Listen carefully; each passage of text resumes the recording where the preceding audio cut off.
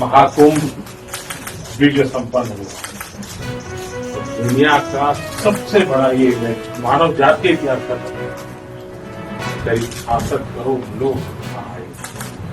तो जिस मुहूर्त में ये महाकुंभ होता है उसी मुहूर्त का ये गंगा जल है।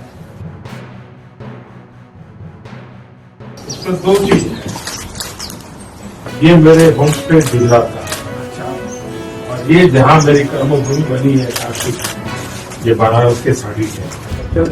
तमिलनाडु से गणेश जी के भिन्न भिन्न रूप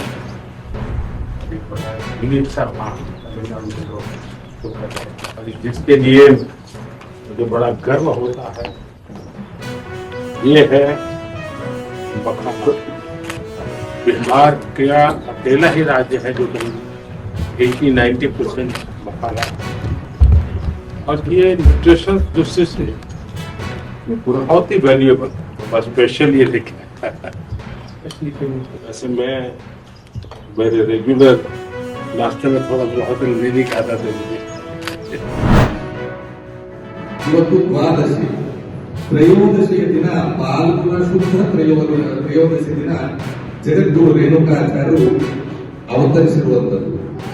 ಪ್ರತಿಯೊಬ್ಬರು ಕೂಡ ನಾವೆಲ್ಲ ಅನ್ಕೊಳ್ತೀವಿ ಏನು ಅಂತಂದ್ರೆ ಕಚೇರಿಗಳಲ್ಲಿ ಆಗ್ಬೇಕು, ದೊಡ್ಡ ದೊಡ್ಡ ದೇವಸ್ಥಾನಗಳಲ್ಲಿ ಆಗ್ಬೇಕು, ಹಾಗೆ ಮಠ ಮಂದಿರಗಳಲ್ಲಿ ಆಗ್ಬೇಕು, ಇಷ್ಟೇ ಕಲ್ಪನೆ ಗೊತ್ತಿರ್ತದೆ.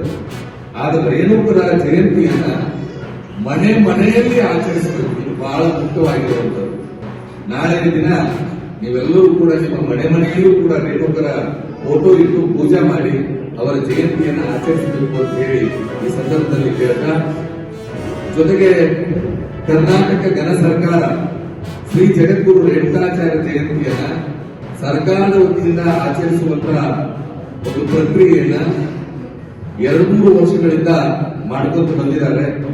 ಈ ವರ್ಷ ಎಲ್ಲಾ ಕಡೆನೂ ಕೂಡ ನಾಳೆ ರೇಣುಕಾಚಾರ್ಯ ಜಯಂತಿ ಬೆಳಗಾವಿಯಲ್ಲೂ ಕೂಡ ಸರ್ಕಾರದ ವತಿಯಿಂದ ರೇಣುಕಾಚಾರ್ಯ ಜಯಂತಿ ನಡೆದರೆ 16ನೇ ತಾರೀಕಿಗೆ ಸರ್ಕಾರದ ವತಿಯಿಂದ ರೇಣುಕಾಚಾರ್ಯ ಜಯಂತಿ ಬೆಳಗಾವಿಯಲ್ಲಿ ನಡೀತದೆ.